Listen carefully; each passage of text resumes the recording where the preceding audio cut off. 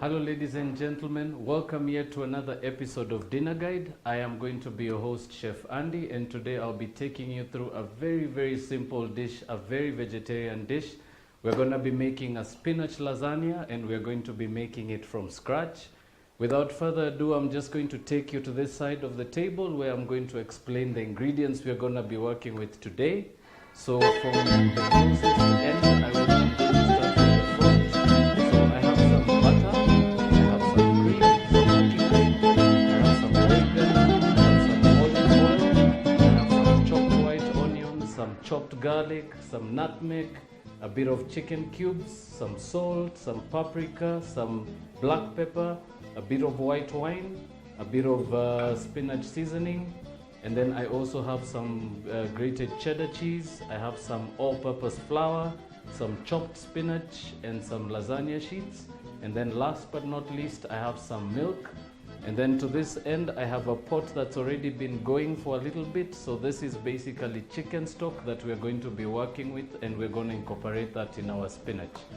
So without further ado, we're gonna just take a quick commercial break. You're gonna just jump in there and just grab your pens and papers, and then we're gonna resume and we're gonna go right into the cooking stage. Welcome to the show.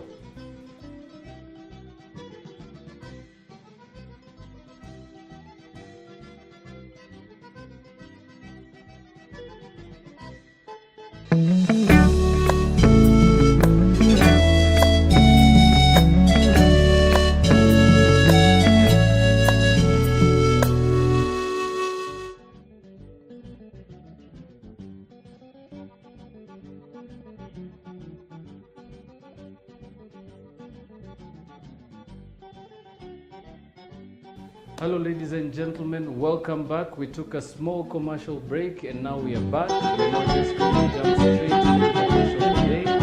This is basically going to be a very simple dish that you can be able to prepare at home. For those of you that are very vegetarian, there's some of the items that we're going to be using that you may see fit to avoid. I'm going to explain it as we go along. So the dish, for those who missed out on the beginning part of the show, we're going to be making a spinach lasagna. We're going to be doing it from scratch. I'm going to show you how to make some bechamel sauce, how to do your spinach with some cream in it. We're going to incorporate some white wine in there, and last but not least, we are going to bake it, finish it off in the oven, and then you're definitely going to be able to do this more often at home.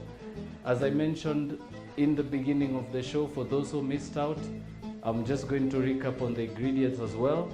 We have some butter, we have some cream, some oregano, and some olive oil at the front. Behind that, we have some chicken cubes or some beef cubes if you prefer, some nutmeg, some chopped garlic, and some chopped white onions. I also have some salt, some paprika, and some black pepper. I have also some white wine here, which you can also see if you see fit to avoid. Please see that you can be able to just cook right through with the stock. If you do want to incorporate it in your spinach, you're more than welcome. I also have some seasoning here, some special seasoning which I use for our spinach. I also have some cheddar cheese, some all-purpose flour, some chopped spinach, some milk, just regular milk, and some lasagna sheets. So we're just going to jump straight into it. First of all, we're going to get our pan going. So I'm just going to get that lit. So for those who have no idea what a lasagna is, I'm just going to give you a small introduction about the dish. So this is a dish that is originally Italian. It's been altered and modified in various ways. There's all sorts of ways that people have come in with their own recipes. I'm going to show you one that works for most households, one that's healthy for your family and for yourself, and something that you can be able to do over and over again without any confusion whatsoever. So we have a pan going here. So what we're going to do is we're going to start with our filling, our spinach, which is going to be our base. So I'm just going to bring my ingredients together. So as I mentioned earlier, we're going to be working with some cream, some chicken or some beef cubes, some white wine, some spinach seasoning, and then the spinach itself, of course. And then for this part of the show, I'm just going to remind you that please be very cautious when working with spinach. I recommend that you wash your spinach before you chop. It's always easier because you can be able to identify any traces of sand, any particles or any worms that are in your spinach. So I recommend please wash first before you chop. And then I'm just going to keep going at that as well. I'm just going to now bring my nutmeg here. So nutmeg, I'm going to explain this slowly. I'm going to be using this to make my white sauce. So the white sauce is a bechamel sauce. It's a very French sauce. It's actually French by origin. A very simple sauce that you can be able to make in seconds. It's actually part of the incorporating ingredient in the white sauce. And it's actually something that binds your lasagna together. So we're just going to go right into it. So in my hot pan that's already going, I'm just going to grab some olive oil. I'm just going to put a little dash in there. Right, so we're just going to go right into it. I'm going to start with my garlic and my white chopped onions. So that's just going to go in there. So remember, my pan is going at medium to low heat. I'm just going to saute this. Remember, I don't want any color. I just want the fragrance in the spinach. So I'm just also going to go with my white onion there. And just gonna give that a little toss. So remember, at this stage, you're not trying to color the onions, you're just trying to get them fragrant, you're trying to sweat them down. Remember, all you want is that flavor just going right through into your spinach. So I'm just gonna give that a nice little wiggle there. Right, and then I'm just going to go with my spinach. So small bits, as I always recommend, put small bits in there so that you have it just absorbing all that oil in small quantities. And remember, I'm working with olive oil. You can also try out with vegetable oil. If you can't get olive oil in your nearest shop, please go with vegetable oil. It's also a healthy option, so it's also recommendable. Right? So I'm just going to get my spinach going in there. So remember, all we're trying to do is we're trying to get those flavors going. We've got some garlic in there for those who missed out on the beginning part of that. We've got some garlic and some white onion going there. There's a tiny little bit of olive oil. I'm just gonna give that a wiggle. So basically, I'm going to be working with very little oil in this dish because remember, we're going to be incorporating butter in the dish. We're going to be incorporating cooking cream in the dish. So I recommend please be very, very cautious with the amount of oil you go with on your pan. Right? So this is going, we're just going to just put a bit more in there. So a lot of questions arise when it comes to using spinach. There's also questions of people who are interested in working with baby spinach. I recommend if you're going to be working with baby spinach, at least saute the mixture and then mix your spinach after. Please don't cook your baby spinach because it's a little tender. It's not as tough with texture and or generally the structure of spinach is generally a little different from baby spinach. Remember, baby spinach is actually harvested when it's a little younger, so I recommend please don't saute it. Saute your onions, saute your garlic, and then add that to your spinach. Chop it up, mix it, and then incorporate it in your lasagna. So this is going to be going now for about another 2 to 3 minutes. We're just gonna keep stirring it slowly. And I'm gonna bring my heat a little higher now to medium. So I'm just gonna keep mixing that slowly. And as I mentioned earlier, I have a nice big pot here of chicken stock that I made earlier. Remember, if you don't have time to make your own chicken stock, you can actually use chicken cubes, it's allowed. If you don't have chicken cubes, you're allowed to use beef cubes, but if you can make your own stock from scratch, I recommend you do so. So I'm just going to use a ladle. I'm just gonna get about half the ladle and just go around in there. So remember, basically I'm actually using stock as an alternative to water. The beautiful thing about using stock when cooking is it brings a little more flavor in your dish. The beautiful thing about it as well is because you've already parboiled it, it means it's sterile, it's safer to use than getting water straight from the tap, and it's actually a healthier option for most. Alright, so we're just gonna give that a mix. So this we're gonna allow to cook, we're gonna allow all that stock to evaporate. Remember, we're just tenderizing the spinach. We don't wanna overcook it because it is going to go into the oven later. So we're just gonna keep mixing that as we continue. Right. So as you can see, nice beautiful colors. Remember, you don't want to overcook your spinach. You might overcook it and notice that it'll turn gray. I would say if you're going to be sauteing your spinach, get your pan hot. As soon as the onions and garlic go in, throw your spinach in there, a little toss, a tiny little bit of vegetable stock, your beef stock or your chicken stock. Cook it down a little bit. So just keep stirring. I would say keep stirring just to make sure it's just cooking right through consistently. So yeah, ladies and gentlemen, that's about done. So just before that comes off the heat, I'm just going to lightly season it. So I'm just going to go with a small pinch of salt, and then I'm gonna go with a tiny bit of black pepper, and last but not least, my spinach seasoning. Right. So that has now been cooking for about 5 to 6 minutes. We're just going to allow that to continue just simmering slowly. Remember, the idea is to evaporate it, so as you can see, the pan is nice and dry. Just gonna keep giving that a mix. So remember to mix it through. Remember, you're using dry seasoning, so keep mixing right through. If you do notice a little, like for instance, I'll show you. If you do notice a little lump, that some bit of lumps from the seasoning, I recommend just get your ladle, tiny little bit of stock again. Remember, you're not overcooking it, you're just trying to get the seasoning to go right through. So at this point, I'm just gonna lower my heat a little bit, and I'm just gonna keep mixing that.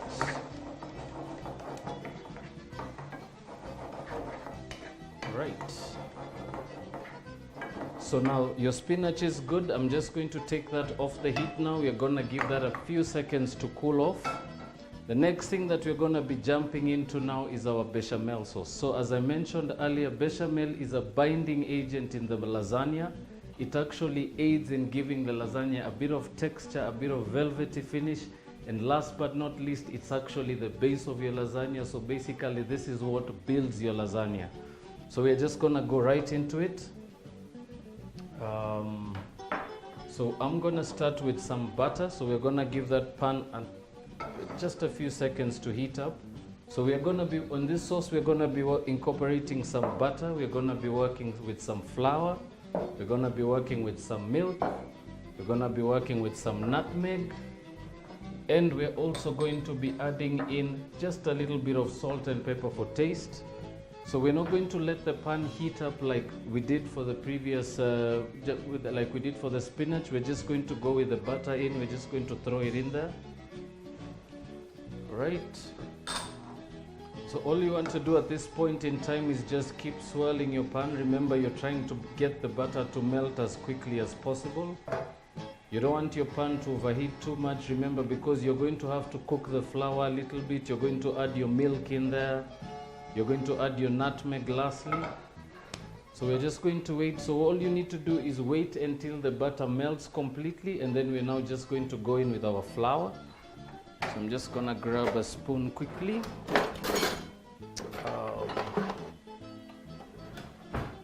Right, so I'm just going to bring my heat to medium now. So just as soon as you see the bubbles coming off the pan, as soon as the bubbles as soon as you start seeing the bubbles come up, you can now go in with your flour. So I like to put a little bit at a time. So now just use a ladle, a cooking spoon, a wooden spoon, and just continue mixing that through. So what you're looking for at this stage is you're trying to get crumbs out of this. So basically, by cooking this, you're actually cooking the starches in the flour. You're also cooking down your butter. Right, so we're just gonna keep mixing that. So all you're looking for is a nice dry pan. You're looking for those little crumbs. Remember, you're trying to break them up. So if you do have your spoon with you while you're mixing, just try and break those lumps. Try to get them as small as possible. So give that a nice mix. All right, so at this stage, your butter is all cooked up in there. Your flour is now cooked up. So I'm actually going to explain the stages of making your bechamel. Remember, there's some check stages that you need to monitor. So basically, a bechamel is classified in 3 different stages, which is the amount of time that you take to brown your flour. So what happens is you get a beige bechamel, you get a blonde bechamel, and you get a very white one. So a white one would mean you cook it as little as you can. A beige one means you give it about 2 to 3 minutes, and a blonde one means you'd go about 5 to 6 minutes, which is what I'm doing now. So as you can see, just as soon as the lumps start to brown, you don't want to overcook that as well. So as soon as we get to that stage, they're looking nice and brown, so it should reflect a little texture. It should actually just look like breadcrumbs. And then I'm just going to bring my heat to low, and I'm gonna go in with my milk. So I'm just going to use a whisk. I recommend, if you don't have a whisk, you can use a fork. If you don't have one, you can still work with your wooden spoon. So all you're doing at this stage is adding your milk in slowly in small bits while mixing. Remember, you're trying to get the sauce to be consistent, so mix a little bit at a time. Right, so I'm just gonna keep going at it. And as you keep mixing, you're going to realize that the sauce is going to start forming a few bigger lumps. Just go in with the rest of the milk, keep mixing. And I also recommend, while you do so, keep pulling your pan off the heat. Remember, you're also trying not to thicken the sauce too fast, so keep pulling it back and forth off the heat, and just keep mixing as you go on with the cooking process.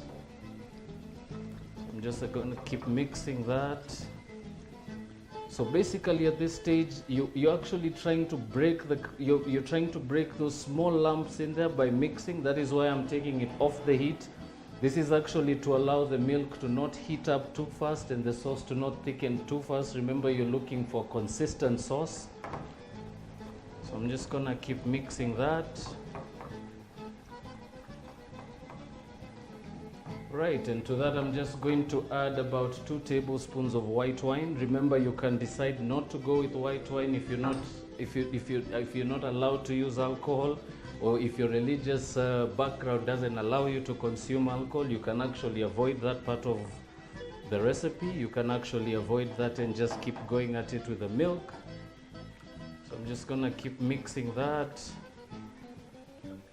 So this should take you anywhere between 5 and 6 minutes mixing continuously. Remember to always monitor your pan. Don't let your pan get too hot. Don't let your sauce thicken too fast. So as you can see, it's just going to continue. We're just going to keep mixing it, and as we continue, the lumps they're just going to continue dissolving in there. So at this stage, I'm just going to add just a slightly bit of milk. I'm just going to go with a bit more milk in there. Remember, I'm using room temperature milk. I'm not using hot or cold milk. So if you're going to be making the sauce, I recommend pull your milk out of the fridge in good time. Give it time to actually come to room temperature. Right, so I'm just going to keep mixing that, and I'm going to bring my heat a little higher now. Just gonna keep mixing that. So remember, at this stage, you don't want to leave your pan hanging. You don't want to walk away from this, because what happens is the moment you stop mixing, the sauce thickens a little too fast and it becomes impossible to get rid of those lumps. So I recommend for this stage, just stick with your pan, keep going at it.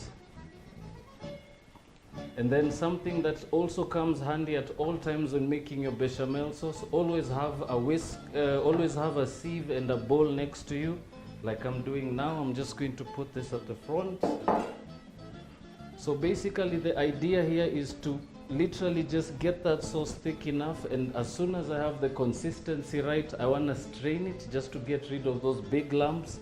I want to have a consistent sauce, because you don't want to be chewing on those lumps of flour while you're having your lasagna much later in the process. Okay, so as you can see, it's nicely thickening up. Keep mixing, keep pulling it on and off the heat. So as you can see, you might take a while to get those lumps to break up. It might take you much longer than it took for me. But as I said, it's only a matter of controlling your temperature. So if you do have to play around with your temperature, keep bringing it up and down, but keep monitoring, keep stirring your sauce. And then I'm just going to now go with my nutmeg. So this goes in just before you take it off the heat. So nutmeg is it's a very hard to find spice for some of you. Some of you might not be able to locate it. I would say if you can't find it, you can work without it. You can try any other spices that you have at home. You can go with a chicken cube, a beef cube, that is also allowed. So I'm just going to add some more milk in there. Remember, I'm just building the sauce as I go along. So the reason for this is you don't want to put too much at once, because once you put so much milk in there, you can't really get the sauce to really get that consistency as you continue. So I'm just going to keep playing with my temperature there. I'm just going to bring it up to medium, and I'm just going to keep whisking. So keep going around. Remember, just keep the same circular motion. Don't break the pattern. Just keep going at it. It's important because it gives your sauce that richness. It gives it that velvety finish. And actually, the process here is actually to just get the consistency right. So I'm just going to keep mixing that. So this is almost done. Remember, I don't want to make it too thin. I don't want to make it too thick. So some of the key areas you need to be monitoring while you're getting to the last stages of the cooking process. As you mix it, you're just going to be checking the sides of your pan like I'm doing now, and what you're going to be watching for is the thickness. So the moment you know it's just about time to get it off the heat, as you mix it, you're going to notice as the sauce keeps dropping down from the sides of the pan, it gets thicker. So you're not looking for something that's too watery, you're not looking for something that's too thick and clustered, you're looking for something that just rolls down the side of your pan. Right, so this is just about cooked. This is perfect. So I'm just going to turn down the heat now, and I'm just gonna keep whisking that. Basically I'm going to keep whisking. This helps the sauce to cool down a little faster. Right, so I'm just gonna keep mixing. So remember, at this stage we're not seasoning the sauce, we're not putting any salt in there, because remember, this is just a base. We already have some salt in the spinach, and we're just going to just allow the sauce to just level the lasagna. Remember, this is just a base. Most of the flavors are in the spinach, most of the flavors, and a little bit of salt that comes in from the cheddar. So be careful when you add your salt, you don't want to add too much. Right, so this is just about right. So now I'm just going to take this off the pan, and I'm just going to keep mixing it, and I'm just going to pour it straight through my sieve. So get that right through there. Make sure you get all the sauce out of your pan. Right, so ladies and gentlemen, as you can see, the pan is now nicely clean. As I said, you're looking for those rings around the pan. So basically these are the identification marks that you're looking for. You should be able to just work your whisk around it and be able to draw patterns right through. If the patterns don't seem to clear off the side of the pan, then you know it's a little too thick. Then you might have to put it back on the heat. Put a bit more milk, keep whisking it, and then sieve it for the second time. You're definitely looking for a good sauce, so take your time at this stage. Right, so I'm just going to get rid of that. I'm just going to grab my sauce now. So as I said earlier, we're just trying to get those lumps out. Just going to give that a little shake. Gonna get that out of the way. Right, so ladies and gentlemen, as you can see, there's always a bit of residue that's left. This is exactly what I was mentioning earlier. You don't want to be biting into this in the sauce much later, because if you look at the sauce that is left behind, it's much smoother, it's more consistent. So basically the lumps that stay behind, please don't be tempted to use a spoon to push them through, because they're still going to get in there and they're still going to form lumps. So I would say give it a shake, make sure it's completely dry before you take it off, before you chuck the excess amount that remains in your sieve. So I always give it a shake, always observe the bottom, make sure it's nice and creamy, then you know you've got all the sauce you could get out of it in your bowl, and all the residue that remains in your sieve. So that's now about ready, so I'm just going to discard that, and I'm going to allow my sauce to cool down. Alright, so for those who are just tuning in, for those who missed out on the beginning part of the show, as I mentioned, we are going to be doing a lasagna with some spinach. We just finished our white sauce, so we're just going to give that a few seconds to cool down. I'm just going to show you as well the spinach that we cooked earlier. As you can see, it's now cool. It's now cool enough. It's green. It's perfect. So now we're just going to take a commercial break, and when we do come back, we're going to now jump straight into the assembly stage of the lasagna. So I'm going to show you how to put the layers together, how to go with the sauce, how to put the cheese in there.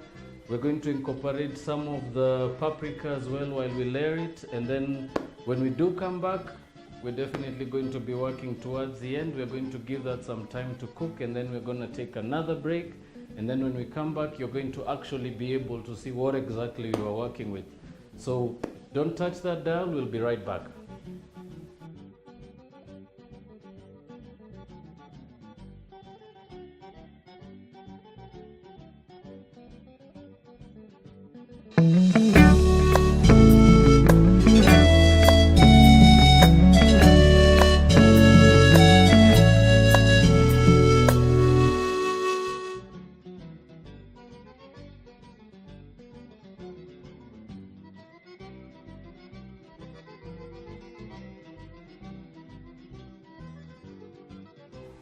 Hello ladies and gentlemen, welcome back. This is Dinner Guide. You're watching a show that is definitely basically just bringing the best of home cooking to you. I am your host Chef Andy, and for those who missed out on the beginning stages of this show, we are basically going to be assembling a spinach lasagna. So for those who missed out, I'll just recap. We did some sauté spinach earlier, so basically in here is garlic, white onion, spinach, a bit of white wine, salt, pepper, and spinach seasoning. And then here I also have some grated cheddar cheese. I've got some cooking cream here. I've got some beef cubes. I've got some paprika. And then here I also have a bechamel sauce that we did earlier. Remember, I explained to you that bechamel is basically the base for the lasagna. So in here we cooked in a bit of butter, a bit of flour, all-purpose flour. We used some regular milk. I used some salt, some pepper, and some nutmeg. So now we're just getting into the last stage of the cooking. So basically this is where all the fun begins. This is where we assemble our lasagna. So first of all, I'm just going to kick off by getting this going. So what I would do in most cases, I would probably not do it this way if I was to cook it for a long time or if I was to make it in bulk.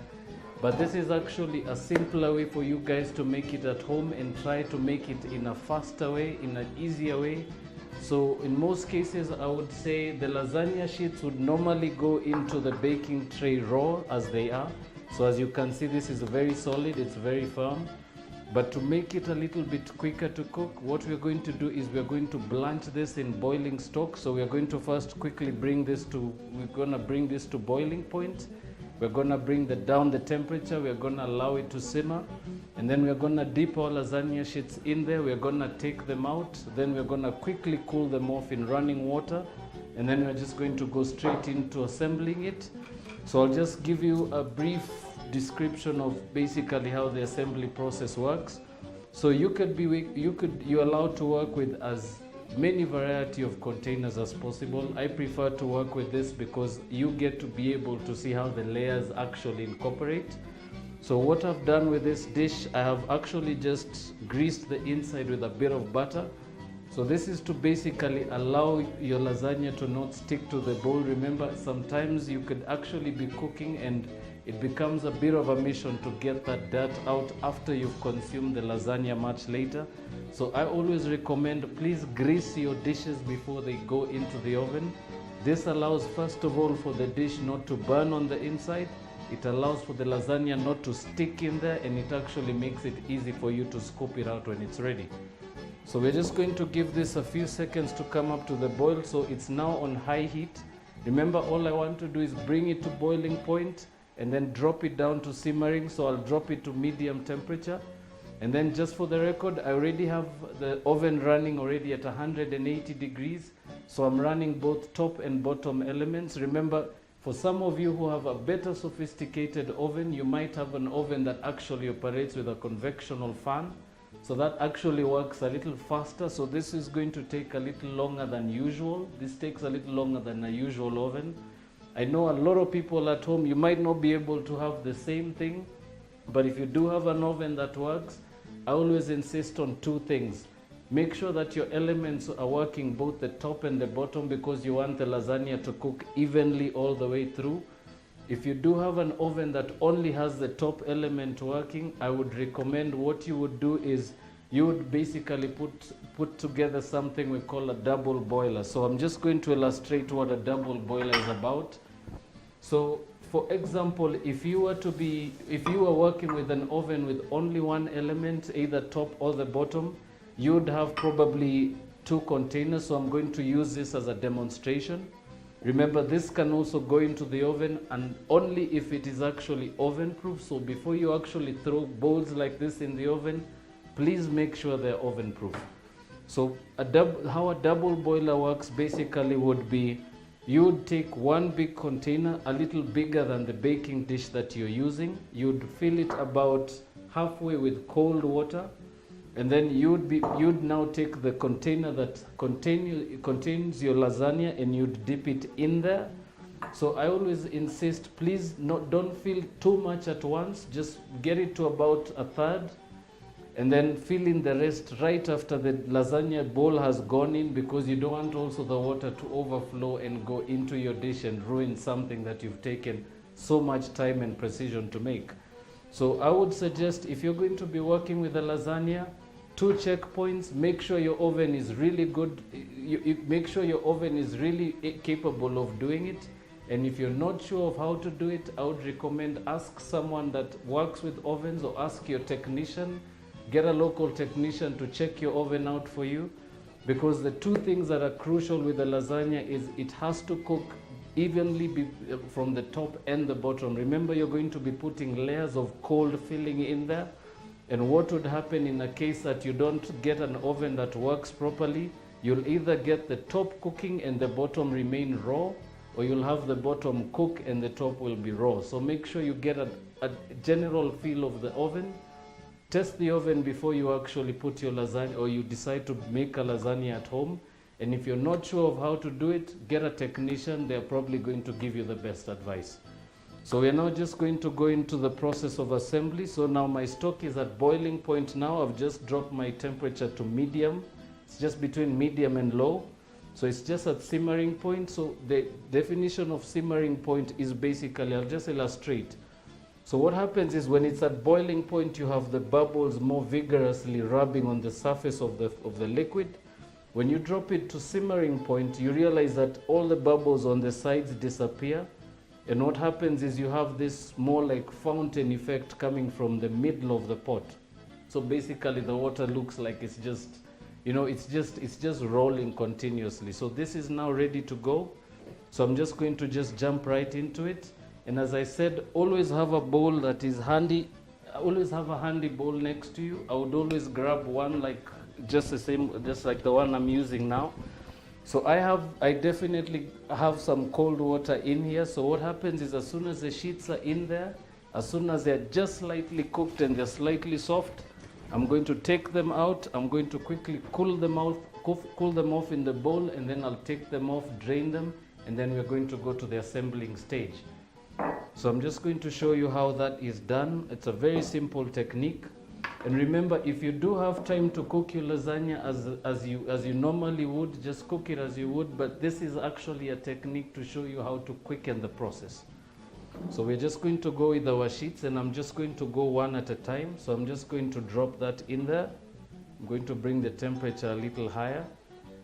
So what happens is, as soon as your sheets go into the bottom, remember this is it's very, very firm. You can't bend. It's actually not malleable at the moment. You can't really bend it. It's not flexible. So what happens is, once it goes in, we just want to get it a little soft, and then we take it out quickly before it cooks too soft and tears off. So I'm just going to show you with the first one.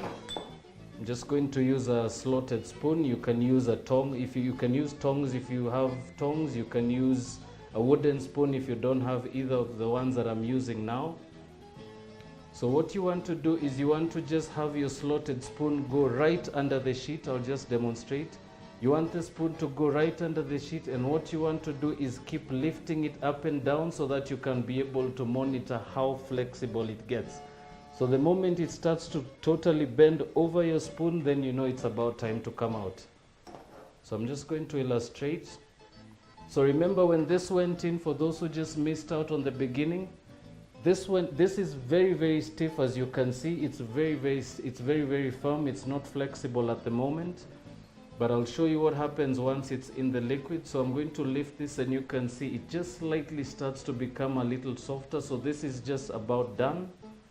So I'm just going to leave that in there for about another 1 or 2 seconds, and then we're just going to keep doing the same thing as I mentioned. Just keep lifting it up and down. It's the only way to monitor it cooking. Remember, you can't really tell by staring at it, so always just keep lifting it up and down. You're going to notice it bend continuously. Then you'll be able to know when exactly to take it off the heat. So I'm just going to show you what it looks like now. So as you can see now, you can definitely see it's getting there. It's actually getting the curve right over the slotted spoon. So this is good to come out. I'm just going to drop that in cold water, and I'm just going to do the same with the rest. So this time I'm going to go with about 3 sheets. I recommend do it in small batches. I'm going to go with 3 sheets because we're trying to fasten the process. So I'm just going to dump those in there. I'm going to bring my heat a little higher. So remember, at this point you don't really want to leave them in there and walk off. You really want to stick around and attend to it. So I'm just going to keep watching it as it goes. So that will be going for about another 1.5 minutes. So I'll just quickly rush to this side, and I'm just going to show you how the assembly process works. So 2 key things that you need when you're assembling your lasagna. Definitely you need you need an oven-proof dish or something that you can be able to put in the oven. Remember, ladies and gentlemen, don't forget to grease it, because your lasagna might stick onto it and you might have a difficult time getting it out. All right. So we're just gonna give that a look. Right, and as you can see, the same thing happens with the rest. We're just gonna give that about another 30 seconds. I'm just going to grab some of the bechamel. I'm going to scoop some of that under the bowl there. So what you want to do is you want to get that bottom layer covered up, because you don't want the lasagna to really stick to the bottom of the dish. So I'm just going to put just 1 ladle full, and I'm going to let it just run right around the bowl like that. So I recommend just keep twisting it, just keep going at it. Make sure you get to at least 1/3 all the way, about 2/3 up to the sides of the bowl. All right, we're just going to keep checking our sheets as well. Please always make sure to check on your sheets. You don't want them to overcook. So you see, those are just about cooked. Those are perfect. So I'm gonna just cool those off again. Remember, the cooling allows for the sheets to not overcook, to not stick together. I'm just going to drop the last 3 in there. And then what happens is, with the sheets, we're now just going to take them out. So now these are nicely cooled off. They're nice and soft. They're good to go. So I recommend you can just take them out piece by piece. Just lay them on a chopping board right next to you. Remember to do this quick enough, because the longer you take, the longer the sooner they cool off, they stick together. So as soon as they're cooled off, take them out, let them rest. So as you can see, nice, beautiful, soft sheets. All right, we're just going to keep checking on the rest. So it's about another 1 minute. All right, so I'm just going to grab my ladle. I'm gonna fill it up with a bit more sauce, and I'm just going to work all the way around it. Don't be worried if you have a bit too much in there at once. Remember, all that sauce is gonna cook off. It's going to thicken. So please, if you do have a little excess, I'm going to explain what you're going to do with that. Right. So now, as you can see, the sauce has just about covered 2/3 of the bowl, about 2/3 high. So that's about ready to go. So all I'm going to do is I'm going to just drop the sheets in there. Just give them a nice press. Right. Simple. So what happens is, as soon as you put them in, the excess, you're going to press the sheets down. The excess bechamel is just going to roll over them. Just let it just be natural, right? You just want the bechamel to keep just rolling on top of the sheets. Remember, we're going to keep doing the layers as we continue. Right, so I'm just going to check on my last few sheets here, and as you can see, very tender, very good. That's all nicely cooked. So we're just going to turn off the heat. We're gonna get that pan off the way. And as we did with the first batch, I'm going to do with this as well. I'm just going to just check on them. As you can see, they cool off really fast. As soon as they're in there, they cool so quickly, and you just take them out, layer them on your surface, then you can discard the water. Right, so now back to the assembling stage. So all I'm going to do is I'm going to go layer by layer, and what happens is I'm going to be going one layer sheets, and then I'm going to be going a little layer of spinach, a little layer of cheese, a bit of the bechamel, and then more lasagna sheets. So we're just going to follow the same system.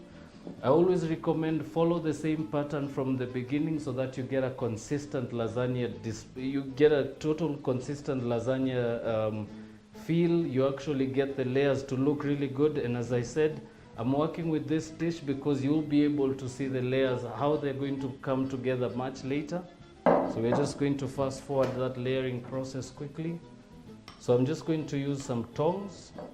It's going to spread that spinach right over there. So remember to go little by little. Remember, you're still building your lasagna. So when you start, just small layers at a time, small amounts at a time.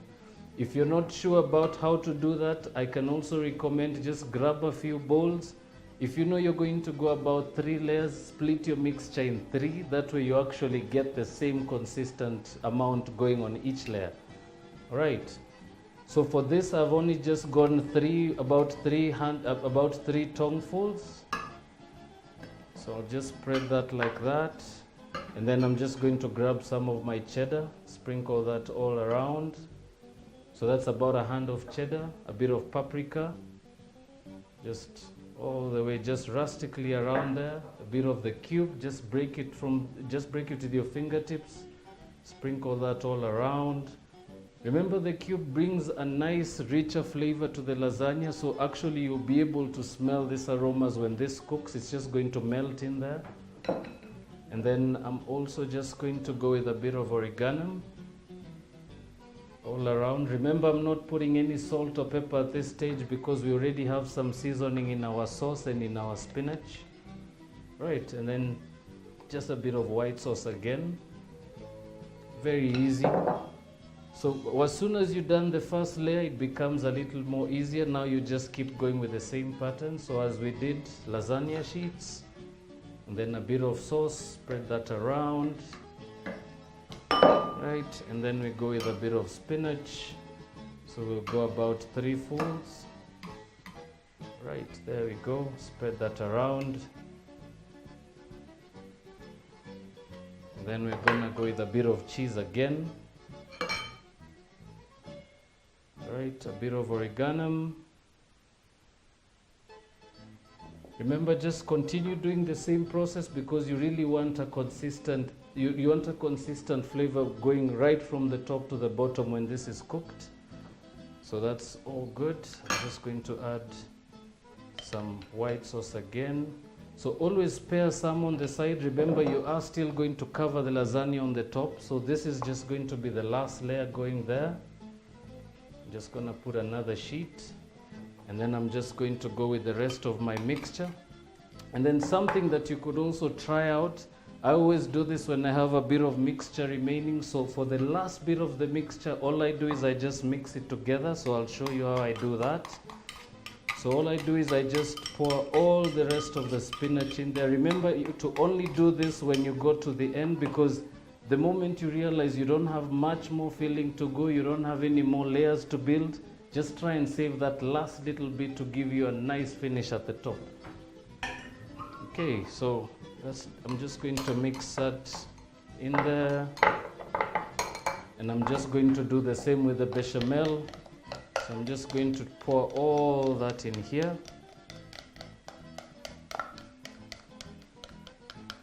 So ladies and gentlemen, as I said, because you just never know how much mixture you have in there, you'll probably have to make this 3-4 times to be able to know exactly how much mixture you need to get how many layers. Try the first one, write it down, just check on your notes, just keep a record of it, because then the moment you want to go a little higher or you want to cook it a little bigger, then you can just double the recipe or you can half the recipe. So I'm just going to mix that up. So this is basically the top layer that's going to go on here.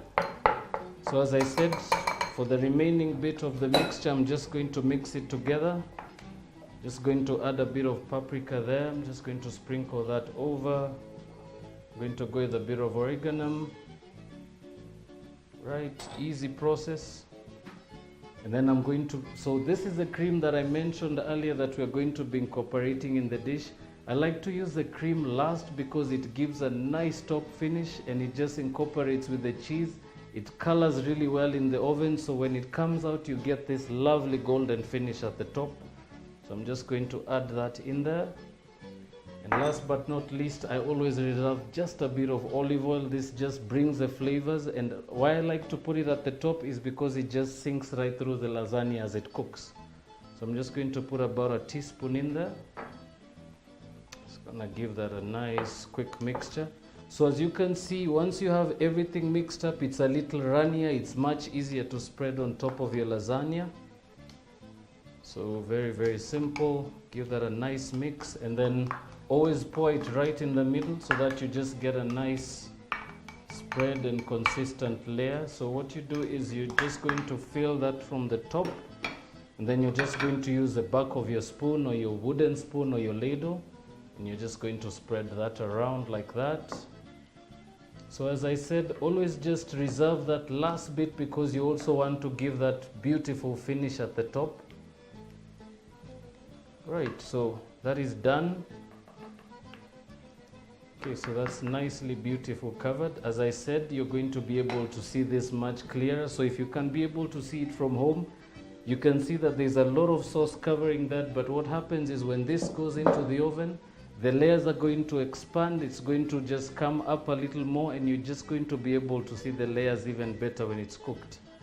So that stage is done. We're just going to get rid of all that excess that we have remaining. Always just put a bit of oregano at the top just for seasoning, just to finish it off. So I'm just going to put a nice generous layer over there.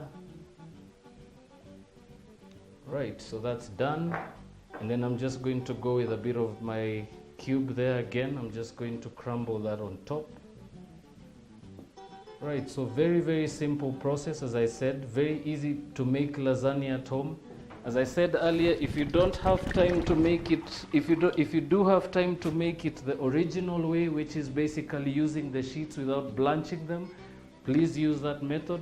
As I said, I'm using a much different cooking, I'm using a much more different oven type that most of you have at home. So if you have something similar to this, you could just replicate that recipe. But if you have a nice convectional oven with a fan, it's probably going to be much easier, okay? So we're just gonna clean our surface quickly.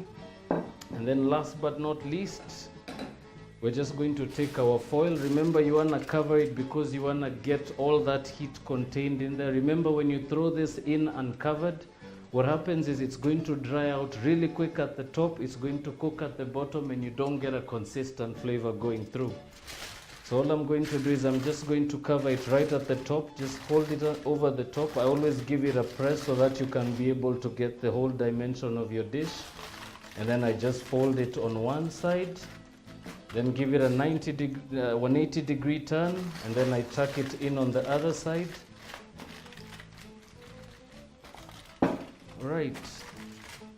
And then last but not least, because there's a lot of air in there, because all that's going to cook up and swell up, I always just put a little incision at the top. So what happens is that incision allows all the excess steam to disappear without ruining the layers that you've created. So what happens is all the steam that accumulates in here is just going to escape through the middle, but your lasagna is just going to cook as we said. Right. So very simple process. So straight from here, we're just going to throw this in the oven. I'm just going to show you exactly how you do that. So whenever you put your lasagna in the oven, so I'm just going to have the camera swing this way. So whenever you put your lasagna in the oven, always make sure to have your tray right in the middle of the oven. Remember, this is the best way to get both the top and the bottom of the oven getting the best temperature quantities. So always stick your lasagna right in the middle, not too high and not too low next to the bottom of it. Right, so this is now going to go in there. Then we're just going to close that.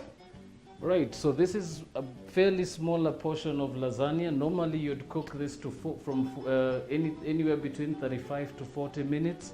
But now because we blanched our sheets, we know now that they're little tender, it's going to cook a little faster.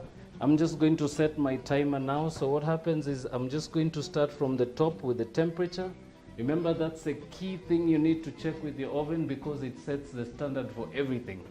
So I'm just going to go up here. I'm just going to set it to calibrate it to just under 200. So what I'm looking for is about 160 to 180. So I'm going to set it like that. And then for the elements, you always look for the elements. When you look at the settings on your oven, you'll always see that there is somewhere that has either one line at the top or one line at the bottom or one that has two. So that I'm just going to turn it there. So that setting basically means that both elements are operating at the same time. And then last but not least, my timer, which is right at the bottom. So because this is a much smaller lasagna, I'm going to set it at 30 minutes. So I'm just going to leave it at that. So what we're going to do is we're going to take a small commercial break, and when we do come back, we're going to take that out of the oven. You're going to see what it looks like. Remember, we're going to take it out of the oven a little earlier. We're going to take off the foil that is on top of it because we also want to get the color right. We just want to give it a nice finish on the top. So we're just going to let that continue. We're going to check on it much later. And when we do come back, you're actually going to see everything, all the work that we put in. You're going to be able to see what the lasagna looks like when it's finished. So don't touch that dial. We'll be right back. For those who missed out on the beginning parts of the show, we are going to come back from our break and we're going to recap on what you missed out. We're just going to go through the ingredients. We're going to explain it in brief. And then we're just going to sign off and we get to try our lasagna. Thank you for tuning in. See you in a short while.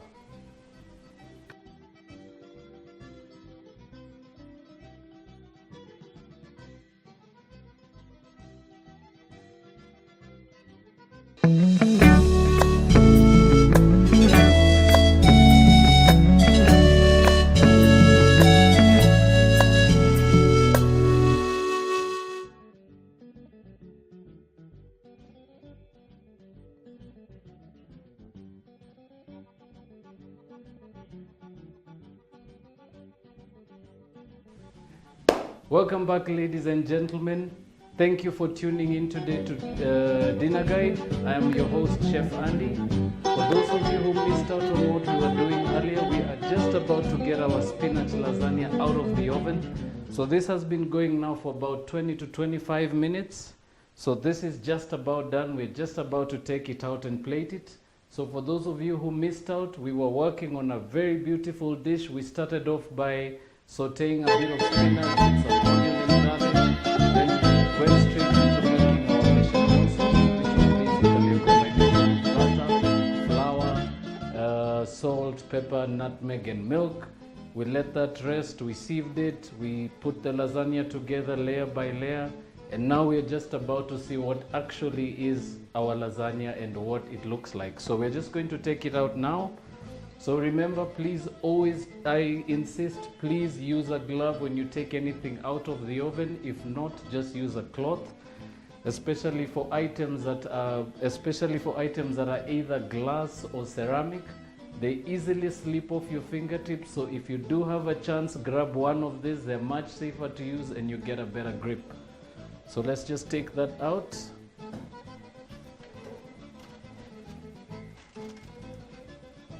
Right, there we go. Right, we're just going to take this out now. Perfect.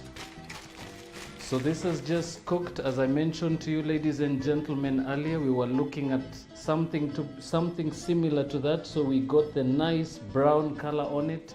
It's nicely cooked. You can be able to see the layers really well on the sides. So all the liquid has all evaporated. It's now just looking good. We're ready to just plate it. So I'm just going to go right at it. We're just going to grab our plate here. So ladies and gentlemen, as I mentioned earlier, a very simple dish that you can make from home.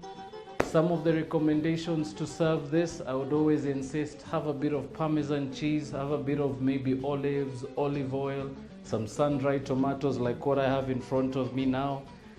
These are actually tomatoes that we had put in the oven much earlier. They're now out, they're cool, they're looking good. So we mix that with a bit of olive oil, a bit of garlic, salt and pepper. We roasted them for about 20 minutes at 180 and then we dropped it down to 160 and then finished it off for another 10 minutes. We let them cool off. So this is just basically a few of the tips that you could use at home just for serving your pasta. But you're not limited to the ingredients on the screen right now. If you do have anything else that you feel that you want to serve your dish with, a lot of people like to try different cheeses, blue cheese, feta cheese. Some people like avocado with their dishes. I insist, please, you are not limited to what's on your screen right now. If you do have a chance to go out there, look around, get some herbs, get some spices, there's a lot more you can put on a dish like this actually. So we're just going to go right into it. I'm just going to get my glove on. So what we're gonna do is we're just gonna so what you're gonna notice is the outside is a little dark around the ring, and basically when you're plating it, you wanna avoid cutting that out. You wanna just get the cleaner side.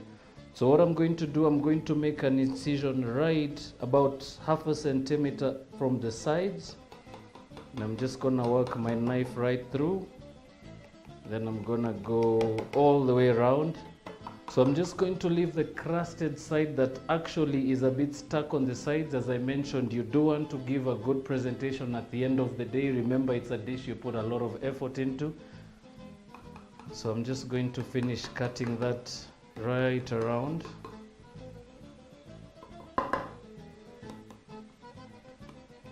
Okay. So I always insist, try to find a nice flat slotted spoon. Remember, you want to go right all the way to the bottom of it and you want to be able to lift it onto your plate. So if you don't have anything similar to that, I insist you can also cut it into smaller squares. You can use 2 spoons to be able to pick it up. You're probably going to also get a nicer, cleaner cut out of your lasagna. So we're just going to go right into that. So all I'm going to do is I'm going to just work my ladle right around it like so. I'm just trying to make sure that it's cut right all the way to the bottom. So just push your spoon a few times up and down and just work your way around just to make sure your knife went all the way to the bottom. And then we're just gonna scoop that out. So here we go.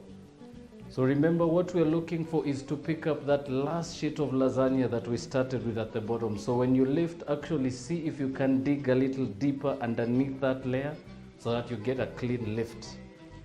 Right? So there we go. So you can see, you just give it a bit of a shake and it just loosens itself off the container. Right, so I'm just going to work right across. Then I'm going to turn it around and I'll do the same on the other end. Remember, you can't get the spoon right across the container, but you can turn it around. If you have a bigger container, just go in circles, you're going to get a better cut. So I'm just going to do the same thing on the other side, give it a little shake. Then I'm just going to try and get to that bottom layer, as I mentioned earlier. See if you can get underneath that first layer so that you can get a nice lift off it. And as you can see, it's nice and loose, very easy to come off. So I'm just going to get the support of another lifter here. Right, so let's go. So I'm just going to dig my spoon right underneath there so that I can get a better lift. So if it is a little hard to get it off, you can either opt to just slice it half, but I prefer to just lift it because it's just one portion. So I'm just going to go right underneath, get a nice lift off the bowl there and onto our plate.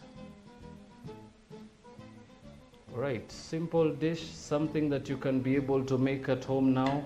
Now you actually have an idea of a few tips that you can actually use to get a nice easy lasagna out of your oven now. And as I mentioned earlier, you're not limited to the ingredients we used on the show today. You can actually experiment with some of the vegetables you like. Just remember the fact that as soon as you're going to, before you actually put your lasagna in the oven, make sure your filling is actually seasoned through. Make sure your white sauce is actually just thick enough. Remember, if it's too watery, all you're going to get at the bottom of your dish is all this water that's gonna accumulate. But I'm just going to show you the bottom side of the dish. As you can see, it's clean right to the bottom. There's not anything stuck to it. And as I mentioned earlier, for those who missed out, don't forget to grease your dish. It actually helps your lasagna to not stick on the bottom.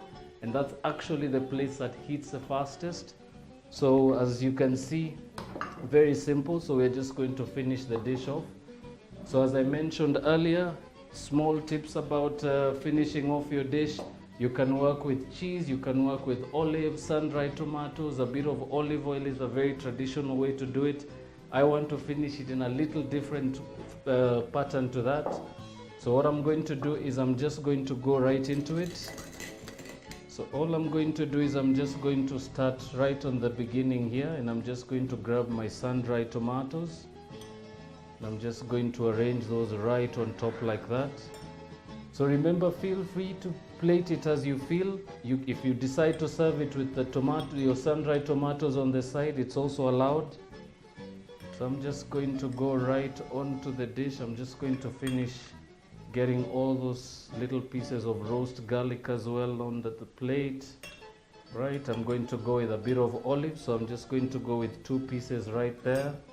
And then I'm just going to go and grab my Parmesan cheese. I'm just going to sprinkle that around the pasta.